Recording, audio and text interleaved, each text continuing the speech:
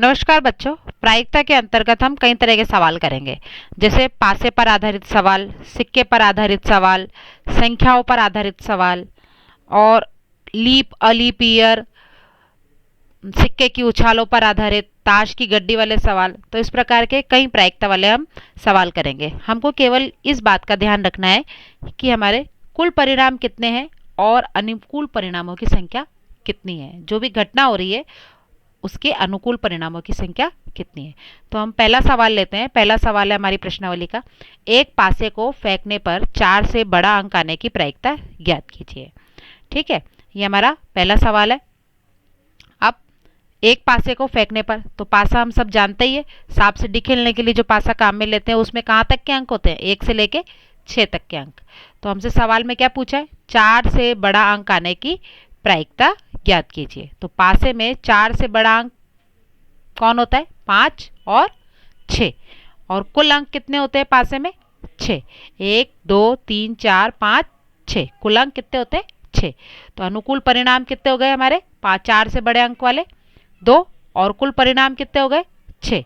तो प्रायिकता का सूत्र हमें याद है, अनुकूल परिणामों की संख्या बटा कुल परिणामों की संख्या। अनुकूल परिणामों की संख्या कितनी लिख दी हमने, 2, और कुल परिणाम कितने हो गए, 6। और इसको हमने सरल बिल में हल किया तो उत्तर कितना आ गया, 1/3। अब हमारा दूसरा सवाल है, एक सिक्के को 2 बार उछाला जाता है, दोनों बार चित आने की प्रायिकता ज्ञात कीजिए। दोनों बार क्या आना चाहिए, चित, और चित आने की हमें क्या ज्ञात करनी है, प्रायिकता ज्ञात करनी है। अब बच्चों हम क्या जानते हैं कि सिक्के के अंदर 2 चीजें होती हैं, एक होती है चित और एक होती है पट। चित यानी हेड, जहाँ पर शेर का मुंह होता है, और पट वह हिस्सा जहाँ पर 1 रुपये 2 रुपये 5 रुपये ये लिखे हुए होते हैं। तो अंक वाला हिस्सा हमारा कहलाता है पट और चित्र वाला हिस्सा हमारा कहलाता है चित।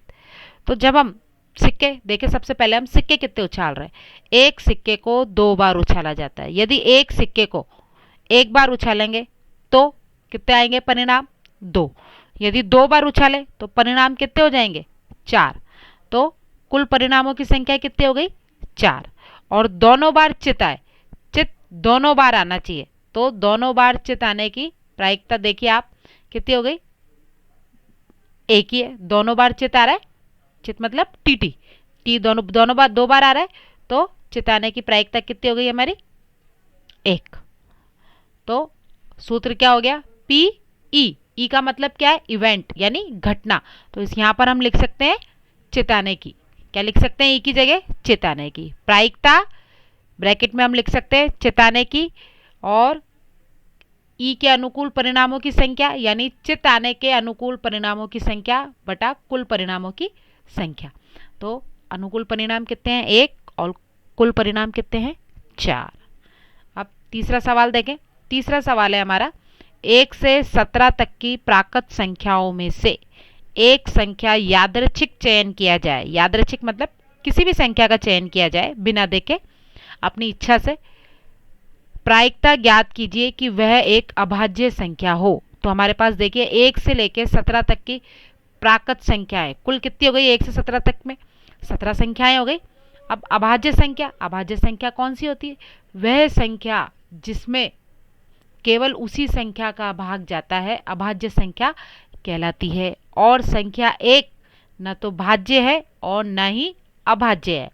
तो हमारी सबसे छोटी अभाज्य संख्या, अभाज्य गुणनखंड करने के लिए हम जो भी संख्याएं काम में लेते हैं वह कहलाती है अभाज्य संख्या है। तो सबसे छोटी अभाज्य संख्या कौन सी होती है, 2, फिर 3, 5, 7, 11, 13 और 17, 17 तक ही लेनी।